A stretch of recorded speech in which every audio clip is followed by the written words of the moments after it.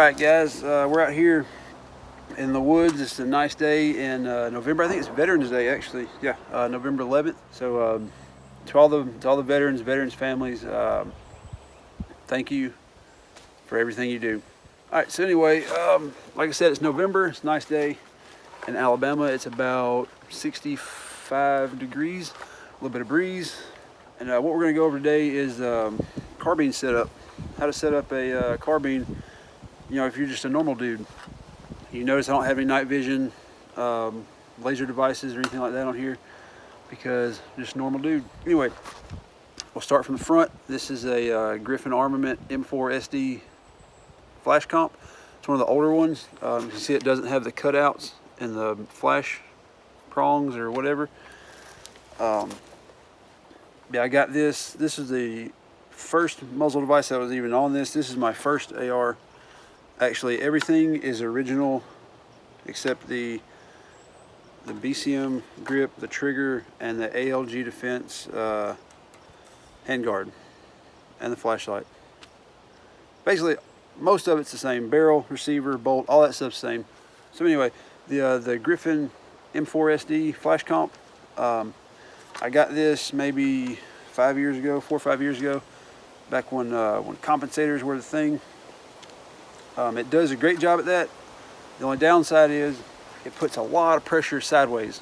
So if you're shooting on the range with somebody, you're shooting next to somebody, they're gonna know you're shooting.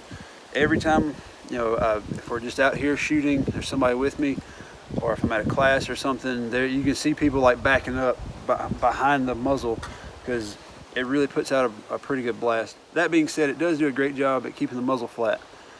It actually, sometimes you'll notice it kind of pushing it down just a touch because you see it's flat right here, no holes, and it's got ports all the way around it.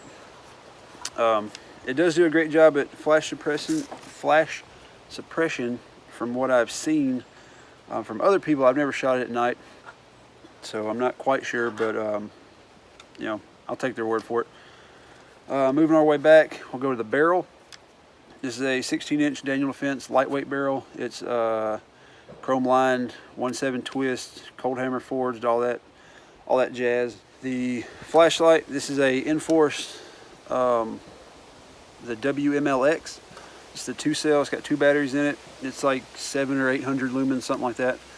And the reason I got this one, the Enforce in particular, is it's cheaper than Surefire, and I didn't want a pressure pad with the offset light. You could have got like a streamlined rail mount. You know, those are pretty popular right now. But I kind of wanted something I could top mount on the top rail and the button be in the middle, so I could go, you know, left-handed or right-handed. So that way if I swap, I have to, you know, swap it up. I don't have, you know, the big flashlight sitting on the side getting in the way of my hand. And if you're, you know, if you shot through like barricades, some of the smaller ports in a barricade, if you got the light out on the side, you know, especially like an angled one, it's hard to jam it in there when you got your light hitting the side of the barricade. So this one, you know, is oriented with your red dot, so it's going to go whichever way you put it. Flashlight's going to go with it.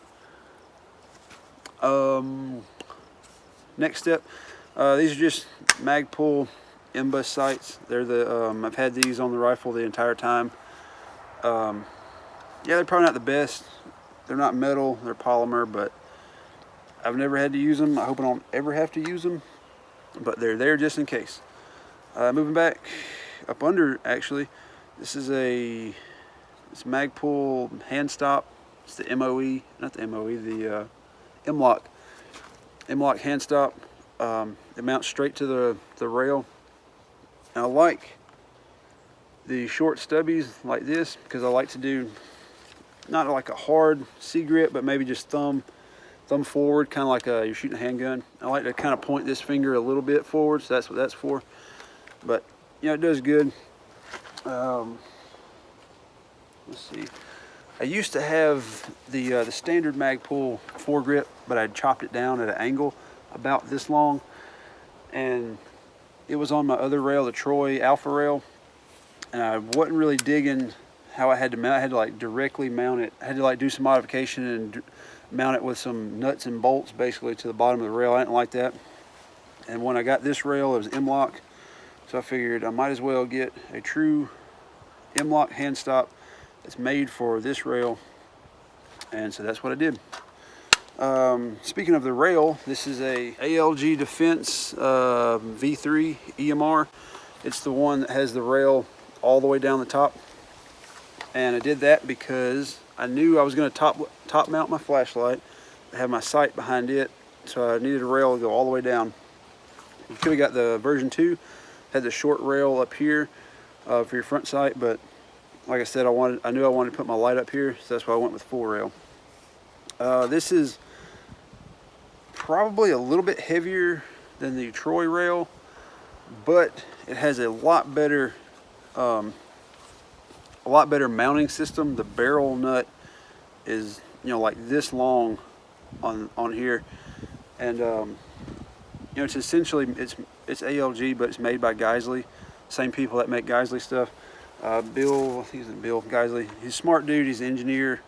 I think, you know, he spent a lot of time doing this kind of thing, machine, you know, parts, physics, all that stuff. What he was saying was, the longer the object you're trying to keep straight, the rail, the longer the barrel nut should be, which makes sense. And the Troy rail, you know, mounts off of a standard M16 barrel nut, which was not designed to hold a 15-inch free float rail. That's one of the reasons why I went with this one. It's basically a stripped down Geisley rail, which is exactly what I wanted. A stripped down rail made by a reputable company. It does have a QD mount built in right here and right here, which works great. All right, so let's move back to the bolt. It is a BCM, Bravo Company bolt carrier group. I went with them because, you know, when I was building this rifle, this is my first rifle first AR I ever owned, ever built. I wanted to get good parts from the beginning because I knew they'd last, and you kind of buy once, cry once. So I went with BCM. I bought this, actually, I built this gun before, during, and after Newtown in Connecticut. So I'd started putting it together, buying pieces, and then that happened, and you know, we all know what happened after that, the whole gun scare, gun grab, whatever. People were buying up everything, prices were going up, availability was going down, and so I found a BCM bolt carrier for a normal price in stock, so I went with it. You know, I could have went with Daniel Defense, since it's a Daniel Defense barrel, you know, match them up, but I haven't had any problems out of it. Let's go back. The lower parts kit is a BCM, I think. Yeah, that's why I got the BCM grip right here. It's BCM lower parts kit. Doesn't really matter about lower parts. They probably all come from the same place anyway. They might put a different coating or make it a little bit stronger. For a normal guy, any, you know, kind of any lower parts kit will work. If you're like high-speed operator dude, you can go with a Geisley lower parts or BCM or something like that. This upper receiver is a Palmetto State upper receiver. You know, same thing with lower parts kit. The receivers are pretty much all the same. There's only a few companies that make receivers, the forged anyway, and then they send it to a company and they, you know, put their name on it and finish it the way they want to and put some final touches on it. But for the most part, they're made by the same people. This one has a square little marking on it. I guess that's the foundry or whoever, the company that made it. I haven't had any problems out of it. The lower is a Anderson manufacturing lower. Like I said, you know, it's not the most expensive lower out there, but a lower is a lower. It's all about what's inside of it that counts. And what's inside of this one is an ALG ACT trigger that I just put in there not too long ago. I've got the purple spring in there. I'm trying it out. They say don't run the purple spring if you're going to use it for duty use, something like that, because it's a lighter hammer spring and you might get a light strike, something. I'm going to try it out, see how it does. But the trigger, The hammer and trigger combo is like hand polished, I think, at ALG, which is super smooth, and with a 4.5 pound hammer spring, it makes it butter. I just have a standard end plate because I don't really do QD right here. I just do the loop on the back of the stock. On top, I have a Trijicon MRO. I started out with a Bushnell TRS 25, one of the little budget mini red dots. And I mean, from what I've seen, it's worked pretty good. But that's what I started with. And when you're new to ARs and stuff like that, it's hard to throw down good money on this little bitty thing sitting on top, especially when you've already thrown a pretty good chunk of money into the rest of the gun. So I started with the TRS 25 and it worked great. But I realized I've got this gun that can pretty much handle anything with the parts I've got in it. I needed a red dot that could live up to it. So I've saved up some money. I actually got an EOTech, a small EOTech, EXPS or XPS, something like that. It has standard EOTech reticle. It worked great. It was a little heavy, but it worked great. The only problem was that was like right before the whole EOTech scandal thing, whatever, come about. And so, everybody was like, oh man, you got an EOTech and they suck now and you need to, get another one. And then they come out with their little rebate thing. You could send the EOTech back and get a full rebate. So I did that, and that gave me just enough money to buy a Trijicon MRO, and this thing is awesome. It has the kind of the field of view of an EOTech, but it's small like an Aimpoint T1 or H1. They do that because it's got a smaller objective or whatever lens in the back, and it's got a larger lens in the front. So that way when you're looking through, it's kind of like binocular, small and then big. So you don't really see the tube. You don't get the. You don't really notice the outside of the tube. And it's got hella good battery life, like an Aimpoint. So I can set it on. I usually keep it on 3, which is kind of light for bright daylight, but it works indoors, and I can keep it running all the time. I change batteries out every 6 to 7 months.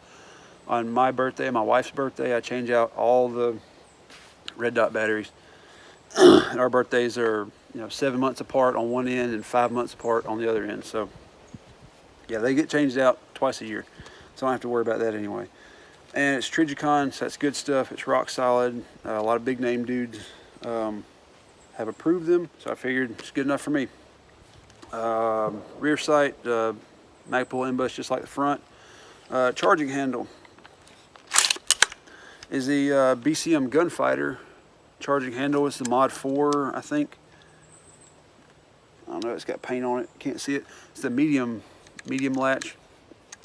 I went with medium latch, so I get a little bit more bite, and it's not quite as big as the big latch because I didn't want it like snagging on everything in the world. So yeah, it's worked great. It's supposed to be, I guess, a little stronger than a regular one, especially in where the latch, you see right there, it actually hits the back of the charging handle. It takes all the stress off of that roll pin. Takes all the stress off the roll pin that holds the latch on there, which is supposedly where a lot of them fail at. It shears the roll pin out. The buffer tube is probably like a Palmetto State. It probably came with a Palmetto State build kit. This is where the Magpul CTR stock came with it. So the spring, castle nut, all that stuff is just a Palmetto State build kit. The buffer, however, is a Call Valley Precision 4.3 ounce buffer. It's like a H2 buffer. I don't know if it's solid tungsten, but it doesn't rattle. A normal buffer has a rattle for the weights. This is a solid 4.3 ounce buffer, so it works pretty good handling the gas pressure from the Daniel Defense barrel, because they're known to be overgassed a little bit. But anyway, the stock, like I said, is a Magpul CTR. I went with the CTR because it had the little locking tab right here. You can kind of lock that and keep it a little sturdier. It secures good, it's strong, whatever, it's comfortable. It doesn't weigh 1,000,000 pounds, so it works for me. The sling, this is a Proctor, a Way of the Gun sling. Let's see, there you go, there's the label. It's a Way of the Gun sling from Frank Proctor, which I didn't know till recently. He is in up around Talladega, Alabama, and he's a huge Alabama fan, which I don't like. But you know, anyway, he's a cool dude. I met him. I took a Talon Defense class that was at his range in East Aboga, which is about around Talladega. So he was there at the range that day. He seemed like a pretty cool dude. But yeah, this is a sling that he designed, he sells. It's super lightweight. It's I think 1 inch, and the glider on it is super easy to use. Well, when you have it mounted on your back, it's easy to use. But anyway, I got the QD up here because I have another upper. I have an 18-inch upper that I hunt with that also has QD, so I can just swap the upper and stick the sling back in. On the back, I just have the paracord loop going through the back, because like I said, it stays on this stock. The lower stays the same. I just swap uppers, which is pretty convenient. So anyway, I think that about covers everything on the rifle. You know, like magazines, steel mags, P-mags. I don't have any Lancers because I don't really see the need, because they're kind of expensive, and P-mags seem to work just great. You can get those for like $9 or $10. So there's my rifle. This is my fighting rifle. This is my main go-to whatever rifle. It could be home defense rifle. It could be a hunting rifle, as long as you take the flashlight off. In Alabama, you're not allowed to hunt with flashlights in Alabama. So you can hunt with it. It's 1 in 7 twist, so it'll shoot the heavy stuff. You know, it's fairly lightweight. It's got a thin barrel. Doesn't have anything extra bulky or big hanging on it. It's streamlined. It's got everything I need, nothing I don't. And this is the current iteration of this rifle, and I haven't changed much on it except for the trigger. I haven't changed much on it in a long time. I think I might have it kind of where I want it. I say that, and you know, a month from now I probably won't change, put something different on it. But anyway, this is how I have mine set up, just for your standard Second Amendment dude.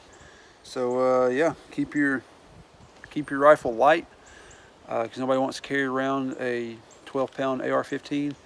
So keep it light, keep it slimline, streamlined. Don't put a bunch of crap on it you don't need. And just find out what works for you and go for it. It's probably going to change a lot. So get it where you like it, leave it there for a little while, and you know, if you have to change something, don't be afraid to, because after all, these are Lego guns, right? I hope that was a little bit helpful. Maybe give you guys an idea of how some other people set their rifles up. You know, this is what works for me. Your setup might be a little different. The most important thing, get it set up and use it. Go shoot it, take it out in the woods and shoot it, take it to a class and shoot it.